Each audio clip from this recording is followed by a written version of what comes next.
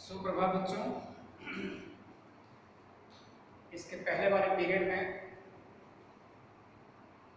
हम लोगों ने चौथे पाठ को पढ़ा था, हास्य बाल कवि सम्मेलन। बच्चों का हास्य कवि सम्मेलन, बच्चों का हास्य कवि सम्मेलन। और पूरा विश्वास है कि आपने पाठ पढ़ा होगा और पाठ आपको समझ में भी आ गया। प्यारे बच्चों, एक बार में न समझ में आए पाठ तो आप 2 बार 3 बार 4 बार उस वीडियो को ओपन करके आप पढ़ सकते हैं। कठिन शब्दों का अर्थ देख लीजिए, पाठ को अच्छे से पढ़िए और जब तक न समझ में आए, एक एक शब्द एक एक लाइन का अर्थ न समझ में आए तब तक आप पाठ को पढ़िए। ऐसा नहीं कि एक बार पढ़ लिया, औपचारिकता पूरी हो गई। जब आप पाठ को अच्छे से पढ़ेंगे तभी आपको समझ में आएगा। और पाठ बहुत रोचक है, बहुत इंटरेस्टिंग है, आप पढ़ेंगे तो बड़ा अच्छा लगेगा।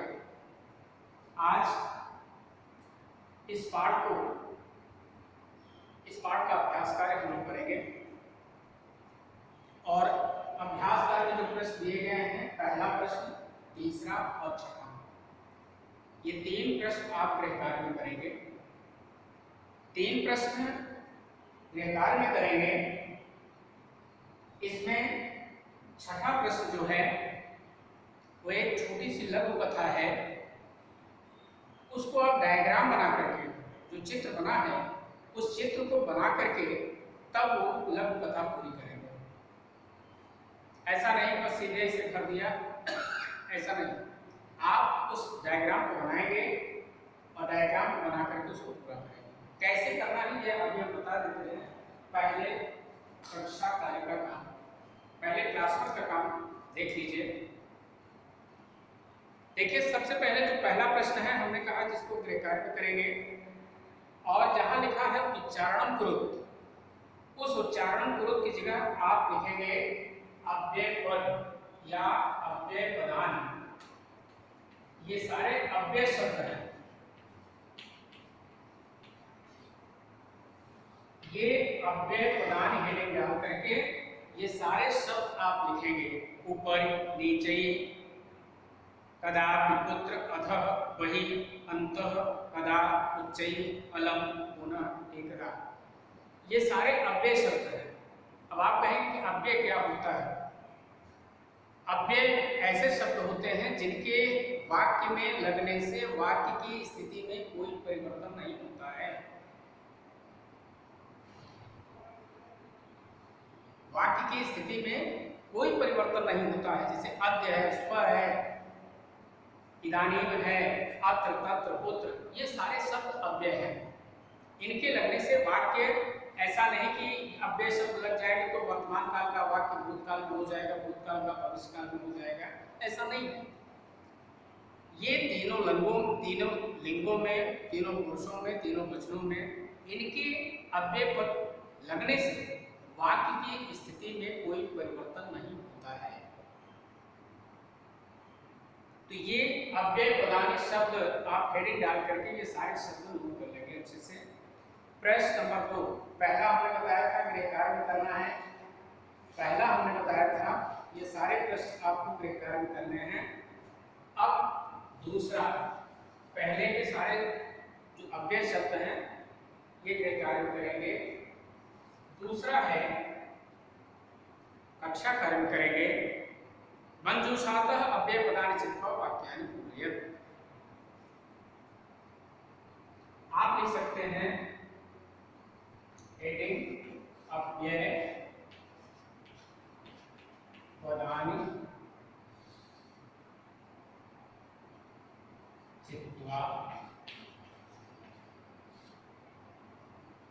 रिक्त स्थानानि पूरयति।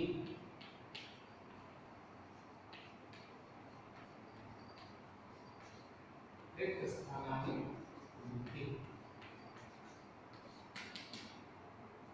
ये आप हेडिंग डालेंगे। दूसरे में बॉक्स में देख रहे हैं कुछ अव्यय शब्द दिए गए हैं, अव्यय पद दिए गए हैं, इनको आपको रिक्त स्थान भरना इनकी सहायता से।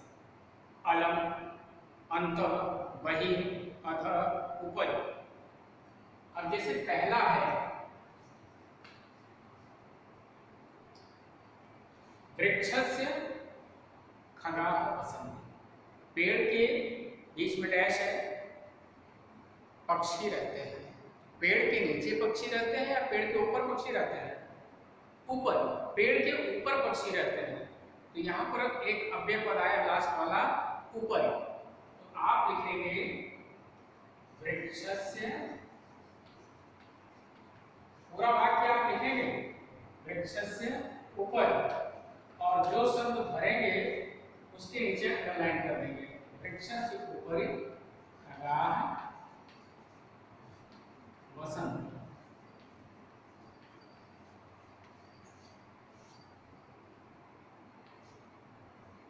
ये अव्यय पद आपने भर दिया, पेड़ के ऊपर पक्षी रहते हैं। अगला है अलम विवादेन, विवाद मत करो। अलम विवादेन, विवाद मत करो। अलम विवादेन, विवाद मत करो। वह है वर्षा काले गृहात् बहिर्मावृक्ष, वर्षा ऋतु में घर से बाहर, वर्षा के समय, बरसात के समय, जिस समय बारिश हो रही हो उस समय घर के बाहर मत जाओ। वर्षा काले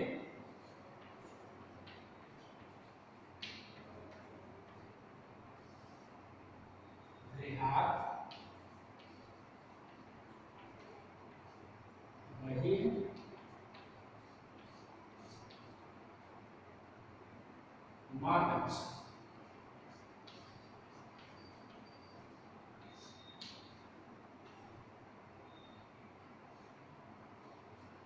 अगला है मंचस्य श्रोतारः प्रविष्टाः सन्ति, मंच बना हुआ है, जो श्रोतागण हैं, दर्शक हैं, वो मंच के नीचे बैठते हैं या ऊपर बैठते हैं? नीचे।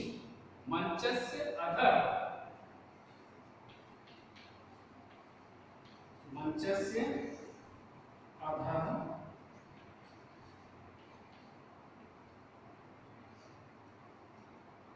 श्रोतारः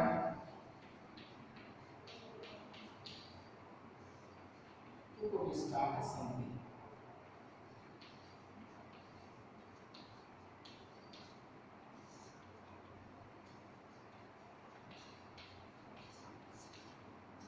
अधः मतलब नीचे, अधः का अर्थ है नीचे, मंच के नीचे श्रोतागण बैठे हैं। और अंतिम में है छात्राः विद्यालय से अंतः प्रविशन्ति, छात्र विद्यालय के अंदर प्रवेश कर रहे हैं। अंतः मतलब अंदर। छात्राः विद्यालय से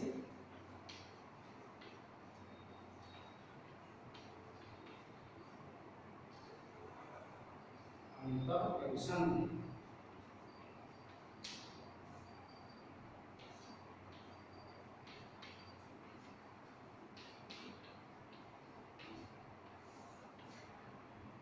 छात्राः विद्यालय से अंतः प्रविशन्ति, छात्र विद्यालय के अंदर प्रवेश कर रहे हैं।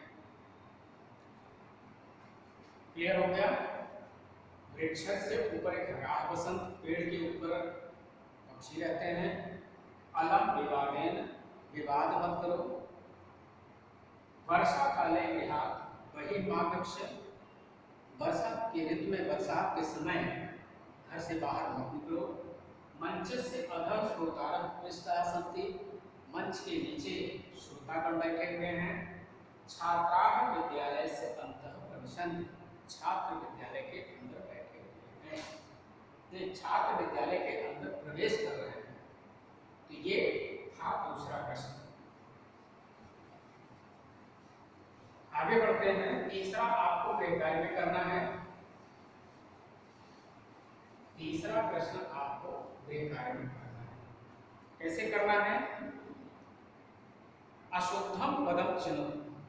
तो तीसरे में आप लिखेंगे अशुद्धम पदम।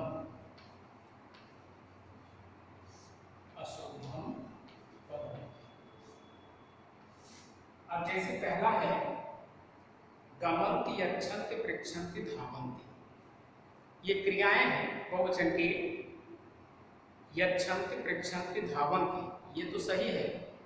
गमंती कोई क्रिया नहीं, गम धातु जरूर है, मूल धातु गम है, लेकिन इसका रूप कैसे चलता है, क्रिया क्रिया कैसे चलती है लट लकार में? गम धातु की गच्छति, गच्छतः, गच्छन्ति, गमंत नहीं होगा बल्कि गच्छन्ति होगा। तो गमंत ये पहला गलत है। यहाँ पर आप शब्द लिखेंगे, सारी क्रियाएं लिखेंगे और अशुद्ध पद यहाँ पर लिखेंगे, यहाँ लिखेंगे गमंत। गमंत शब्द इसमें ये नाम है, गलत। आगे है रामेण गृहेण सर्पेण गजेण। तो रामेण गृहेण सर्पेण गजेण, दूसरे में क्या गलत है? गजेण। तीसरा है, सारे यहाँ पर शब्द लिखेंगे, लतया, मातया, रमया, निशया। मातया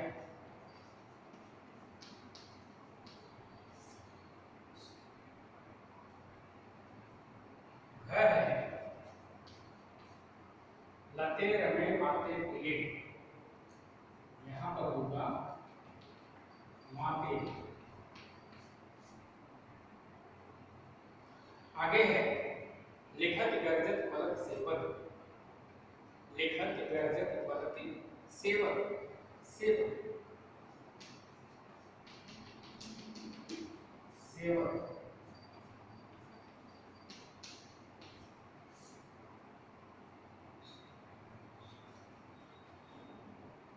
यहाँ पर हो जाएगा निश्चय।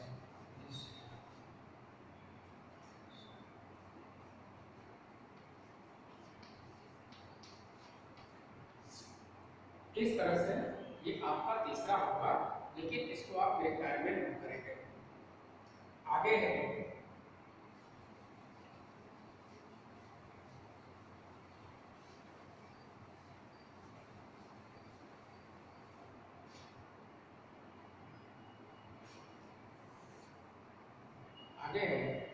प्रश्न नंबर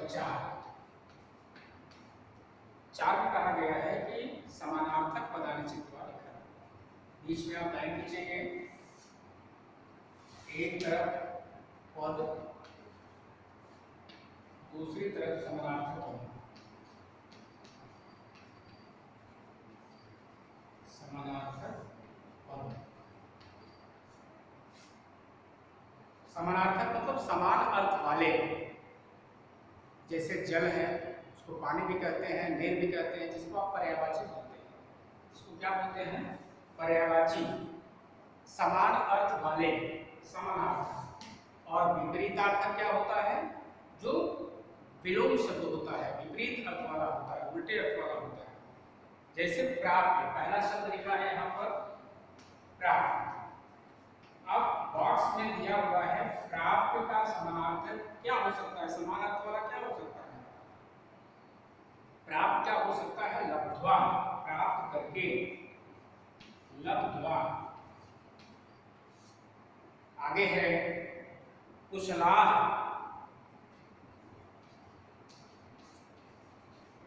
कुशलाः। कुशलाः का क्या होगा? दक्षाः, दक्ष, प्रवीण, इसी कार्य में दक्ष होना। आगे है हर्षस्य। हर्षस्य का क्या होगा? प्रसन्नता। हर्ष मतलब खुशी, प्रसन्नताया।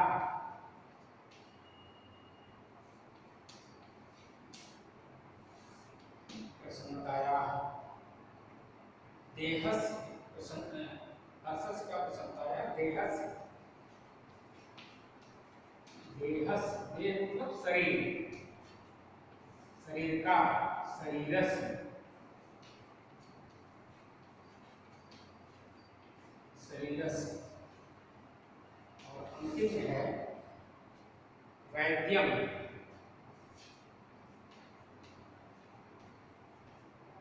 वैद्य मतलब चिकित्सक, चिकित्सकम।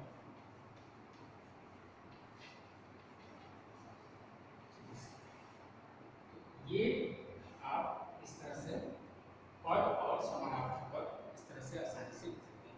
प्राप्य मतलब प्राप्त करके, लब्ध्वा भी सेम अर्थ है, कुशला, दक्षा, हर्षस्य प्रसन्नतायाः, देहस्य शरीर का, शरीरस्य, वैद्यम वैद्य मतलब चिकित्सक।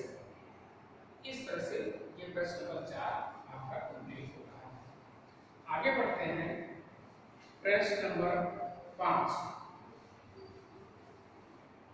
प्रश्न नंबर 5 में प्रश्नोत्तर दिया हुआ है, एक शब्द में उत्तर लिखना है। आप लिखेंगे एक वदेन धर्म, एक वदेन धर्म, एक शब्द में उत्तर लिखना है। प्रश्न को ध्यान से पढ़ेंगे तभी आप सही उत्तर दे पाएंगे। जैसे पहला प्रश्न है, मंचे कति बालकवयः उपविष्टाः सन्ति। मंचे कति बालकवयः उपविष्टाः सन्ति। हम प्रश्न अगर लिखते हैं, यहाँ लिखते हैं मंचे कति बालकवयः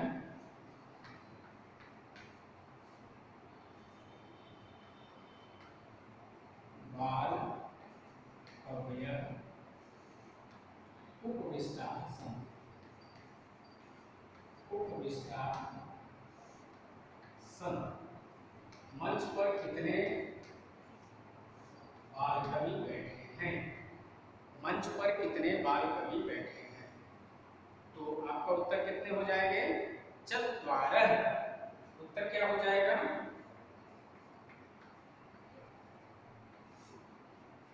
चत्वारः।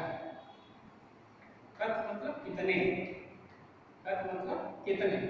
तो केवल एक शब्द में उत्तर लिखना है, केवल चत्वारः लिखेंगे, बाकी कुछ नहीं लिखना है। ख है के कोलाहलम, के कोलाहलम कुर्वन्ति। बहुवचन में है कह कौ के, कह कौ के मतलब बहुवचन में कौन शोरगुल कर रहे हैं। हमने बताया था कोलाहल मतलब शोरगुल, कौन लोग शोरगुल कर रहे हैं। तो आप उत्तर क्या लिखेंगे?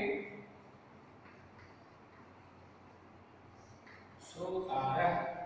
बहुवचन में श्रोतारः, श्रोतागण, श्रोतागण क्या कर रहे हैं? शोरगुल कर रहे हैं। आगे है गजधरः, गजाधरः कम उद्देश्य काव्यम प्रस्तुत। गजाधरः कम उद्देश्य,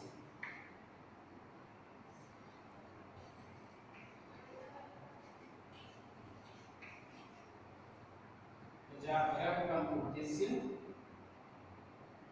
काव्यम प्रस्तुत।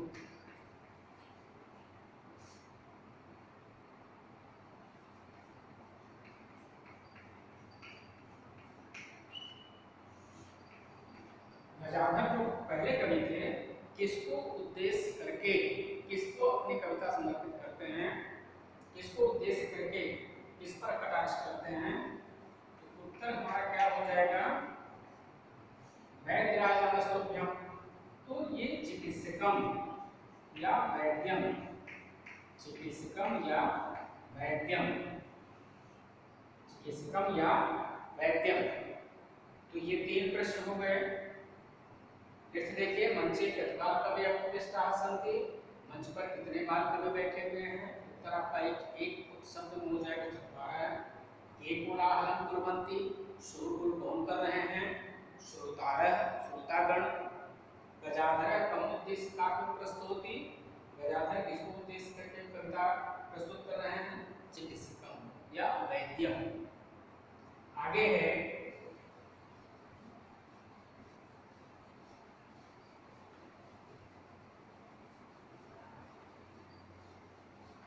आगे बढ़ते हैं प्रश्न घ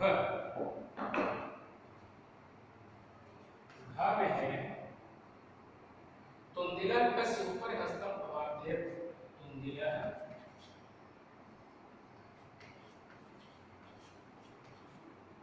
तुंदिला कस्य ऊपरी तुंदिला कस्य ऊपरी हस्तम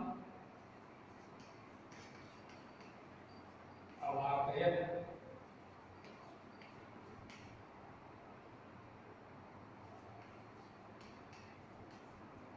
जो पेट वाले कवि आते हैं तुंदिल जी का नाम था, वो किसके ऊपर जैसे ही मंच पर आते हैं माइक पकड़ते हैं तो सबसे पहले क्या करते हैं, अपने पेट के ऊपर हाथ फेरते हैं।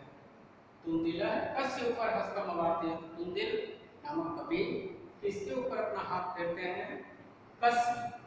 क्या हो जाएगा, उत्तर क्या हो जाएगा, तुंदस्य। तुंदस्य अपने पेट के ऊपर, तुंदस्य क्या है। लोके पुनः कानि पुनः पुनः कानि भवन्ति, संसार में बार बार हमें क्या मिलता है, शरीर मिलता है। शरीराण, कान की जगह क्या हो जाएगा, शरीराण। लोके पुनः पुनः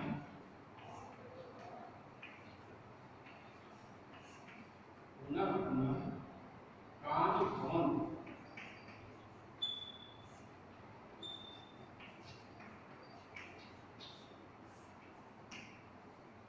संसार में बार बार क्या होता है, हमें क्या मिलता है, शरीर। उत्तर क्या हो जाएगा, शरीर। शरीर हमें बार बार शरीर मिलता है। और लास्ट क्या है, किम कृत्वा कृतम कपेत, हमें क्या करके देसी घी पीना चाहिए, किम कृत्वा,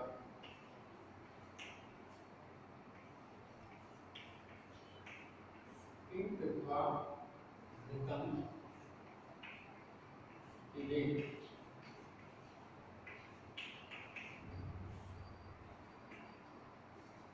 उत्तर क्या हो जाएगा, ऋणम कृत्वा, ऋण लेकर के हमें,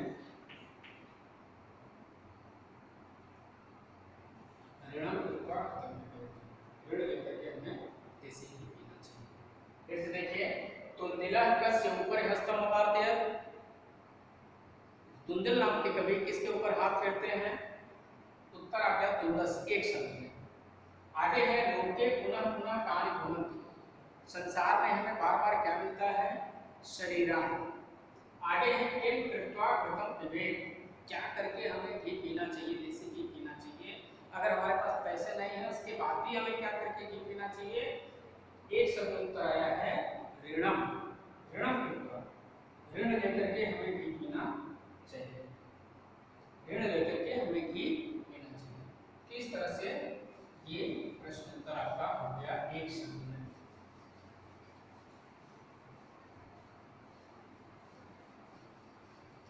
आगे बढ़ते हैं प्रश्न नंबर 6 को हमने कहा कि इसको आप गृहकार्य में करेंगे। अब गृहकार्य में कैसे करेंगे, ये जो डायग्राम बना हुआ है, राजा है, राजा एक बेड पर सोया हुआ है बिस्तर पे, तो इसका डायग्राम बना करके, और साथ में एक जो बंदर है, बंदर आप देख रहे हैं वो तलवार उठाए हुए हैं, कहानी अभी हम बताते हैं आपको। तो इस तरह से चित्र बना करके तब आप जो बॉक्स में शब्द दिए गए हैं उन्हीं शब्दों को सही जगह आपको भरना है। अब आप हेडिंग क्या डाल देंगे इसकी, कथायाः पूर्ति, कथायाः पूर्ति, कथा की पूर्ति अर्थात कहानी हम पूरा करने जा रहे हैं, हमें कहानी पूरा करना है, कथा को पूरा कर रहे हैं। बॉक्स में शब्द क्या है, नासिकायाम एव, बारंबारम, खड्गेन, दूरम, मित्रता, मक्षिका, व्यसनेन, उपाविशत, क्षमना, सुप्त, प्रिय, ये शब्द हैं 2 2 4 11 शब्द हैं और 11 शब्द आपको यहाँ खाली स्थान पे भरना है। अब कहानी कैसे पूरा करेंगे? चित्र बना लेंगे। चित्र यहाँ पे चाहे आप बना सके तो बना लें या तो फोटो कॉपी करा लें। अब इसको भरेंगे कैसे? पूरा एकस्य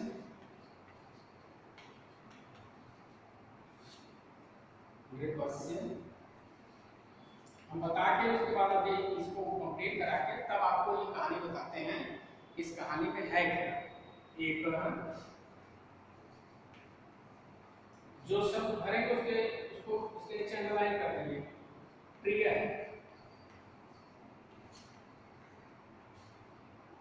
वानरः आसीत्।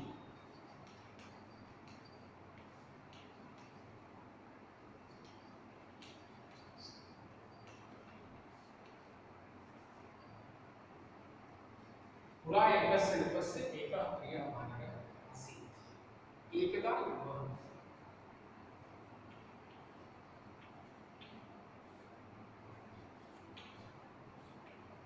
सुप्तः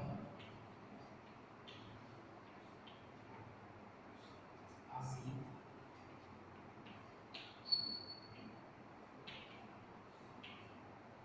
आगे वानरः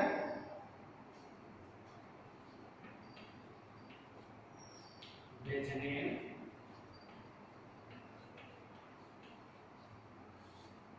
तम अभिजेत। तम अभिजेत।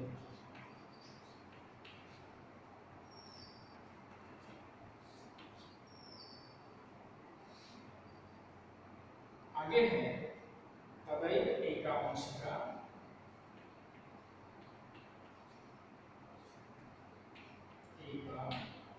एकांशिका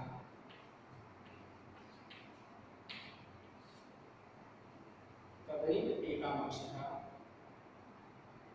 नृपस्य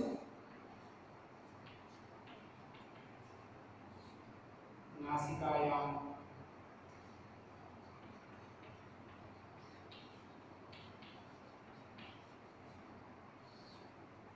उपविशत्।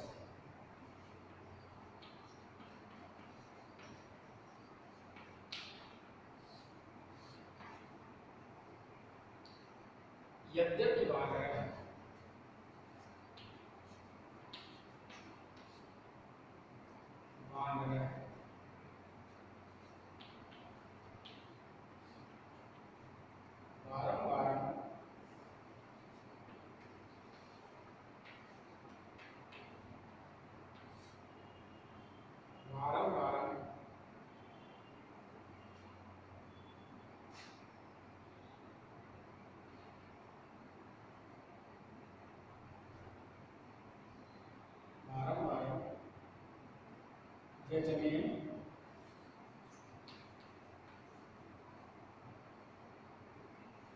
व्यजनेन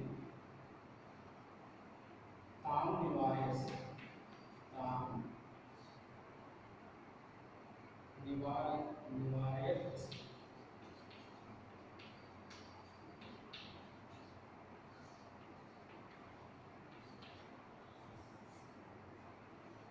आगे है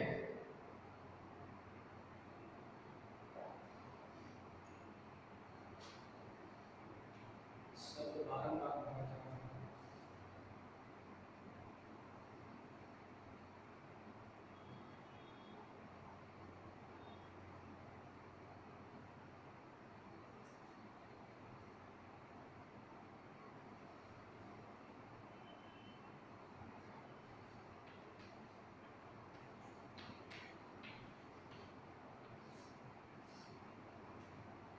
आगे है अन्ते सामक्षतां हन्तुं।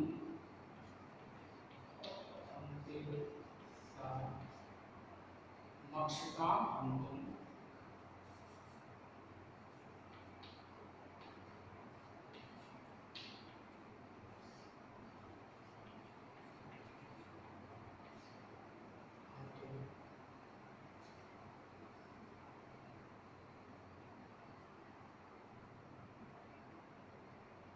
एक लाइन छूट गई है।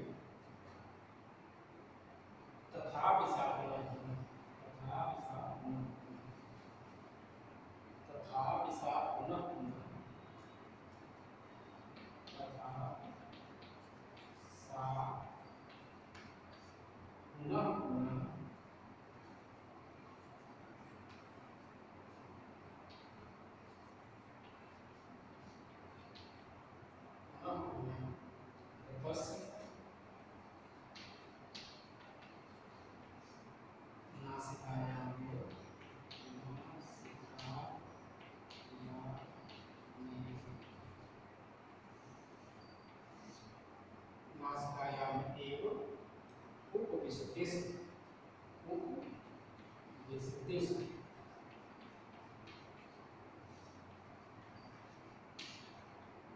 आगे है अंते सब मक्षिकाम हंतुम, अंते सब मक्षिकाम हंतुम,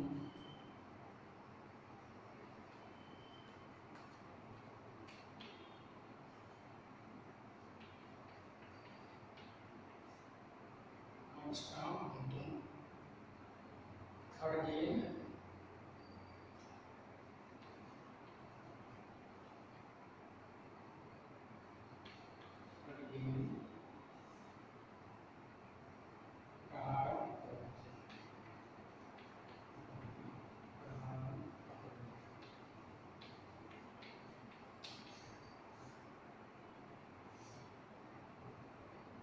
मक्षिका को उत्तीर्ण,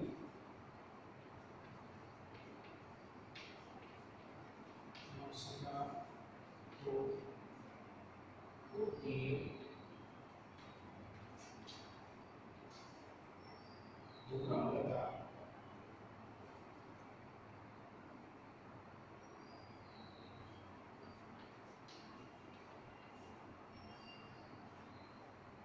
दूरम गता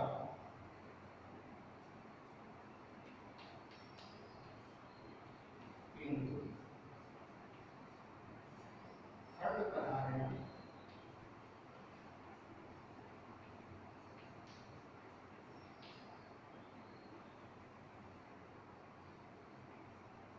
खड्गप्रहारेण विपस्य नासिका, विपस्य नासिका छिन्ना हुआ।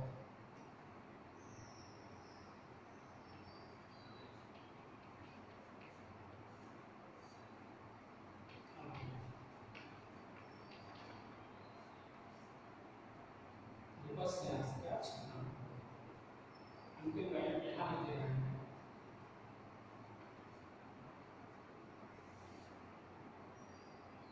अत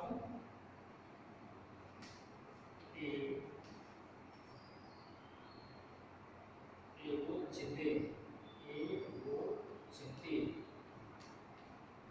इसलिए कहा गया है मूर्धजनई, मूर्धजनई मुद्रता उच्चता।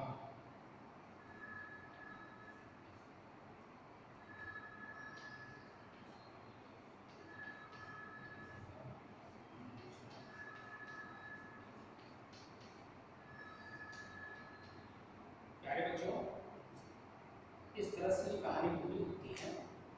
अब इसमें करना क्या है, एक बार कहानी आप अच्छी तरह समझ लीजिए। प्राचीन काल में, पूरा का अर्थ होता है प्राचीन काल। प्राचीन काल में एक राजा था। राजा का एक प्रिय बंदर था। राजा का एक नृपस्य एक प्रिय वानर है। राजा का एक प्रिय बंदर था। एक दिन एकदा विपह सुप्तः आसीत्, एक दिन राजा सोया हुआ था। एक दिन राजा सोया हुआ था, जैसा चित्र में आप देख रहे हैं। वानरः व्यजनेन तम अभिजयत, बंदर जो उसका राजा का प्रिय बंदर था, वह पंखे से, हाथ के पंखे से उसको हवा कर रहा था। मक्खी न बैठे, राजा को गर्मी न लगे, इसलिए हाथ का जो पंखा था उससे वो पंखा कर रहा था, हवा हो रहा था। तदैव एका मक्षिका विपस्य नासिकायां उपविशत, तभी एक मक्खी राजा की नाक पर बैठ गई। तभी उपविशत बैठना, राजा की नाक पर बैठ गई। यद्यपि वानरः बारंबार व्यजनेन तां निवारयति स्म, यद्यपि बंदर बार बार पंखे से उसको हटाने का प्रयास कर रहा था, तथापि सा पुनः पुनः विपस्य नासिकायां एव उपविशति स्म, फिर भी वो मक्खी बार बार राजा की नाक पर बैठ जाती थी। और यह देख करके बंदर को गुस्सा लग गया। उस कमरे में राजा की तलवार रखी हुई थी, टंगी हुई थी। बंदर ने वो तलवार उठाई। अंते सह मक्षिकाम हंतुम खड्गेन प्रहारयन्। अंत में मक्खी को मारने के लिए उस बंदर ने उस तलवार से बड़ी तेजी से राजा की नाक पर प्रहार किया। उसने राजा की नाक पर प्रहार नहीं किया, राजा की नाक पर जो मक्खी बैठी थी उस मक्खी पर प्रहार किया कि एक बार इसको मार देते हैं, ये बार बार बैठ रही मान नहीं रही है। लेकिन मक्खी तो मक्खी, जैसे ही उसने बहुत तेजी से प्रहार किया, मक्खी नाक पर से उड़ गई, दूर चली गई। मक्खी तो उड़ती है दूरंग था, मक्खी तो दूर चली गई और राजा की नाक कट गई, छिन्न भिन्न हो गई। अब इसलिए कहा गया है अत एव उच्यते, इसलिए ठीक कहा गया है मूर्ख जनैः सह मित्रता नुचिता, न उचिता, नुचिता न उचिता, मूर्ख लोगों के साथ मित्रता हमें कभी नहीं करनी चाहिए। फिर से कहानी एक बार सुन लीजिए। एक बार एक राजा था, राजा अपने कमरे में सोया हुआ था। राजा ने एक बंदर पाल रखा था, उसका प्रिय बंदर था, बहुत प्रिय था उसे। जब राजा सो जाता था वो बंदर पंखा लेकर के राजा को पंखा करता था, हवा देता था। एक दिन जब राजा सोया हुआ था, वो बंदर पंखा लेकर के राजा को हवा कर रहा था, तभी एक मक्खी राजा की नाक पर आकर के बैठ गई। बंदर ने उसको बार बार दूर हटाने का प्रयास किया, वह हट तो जाते थे लेकिन तुरंत ही आकर के फिर से नाक पर बैठ जाते थे। बंदर की जात, उसे गुस्सा आ गया। उसने देखा कि राजा के कमरे में राजा की तलवार टंगी हुई है। उसने तलवार निकाली और मक्खी को मारने के लिए उसने सोचा कि मक्खी को तलवार से मार। जैसे ही उसने तलवार चलाने का प्रयास किया, तलवार चलाया, मक्खी नाक पर जो बैठी हुई थी वो तो उड़ के दूर चली गई, लेकिन वो तलवार की धार से राजा की नाक छिन्न भिन्न हो गई, कट गई।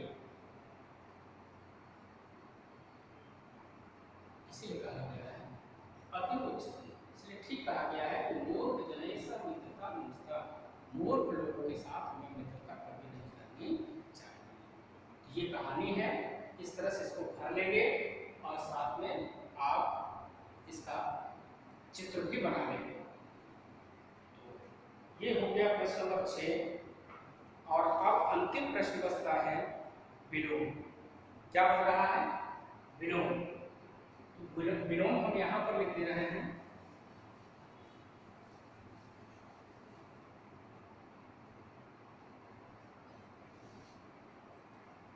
प्रश्न नंबर 7 यहाँ पर पद हो जाएगा विलोम और यहाँ पर विलोम पद। विलोम पद। अब जैसे अधः, अधः मतलब नीचे। अब नीचे पे क्या हो जाएगा? ऊपर। आगे है अंतः, अंत मतलब अंदर और बड़ी मतलब बाहर। विलोम पद है। दुर्बुद्धे,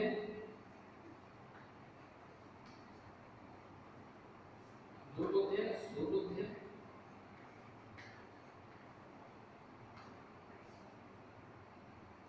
सुबुद्धे, उच्चैः, नीचैः,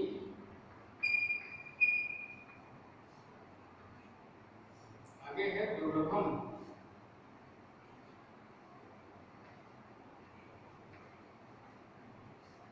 दुर्लभम का सुलभ।